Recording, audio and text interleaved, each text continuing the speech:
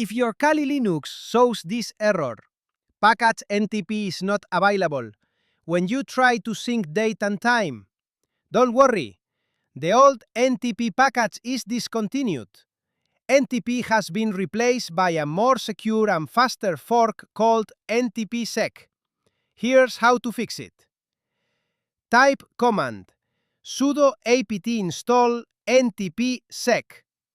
Once installed, you can start and sync time manually using sudo systemctl enable --now ntpd and sudo ntpq -p.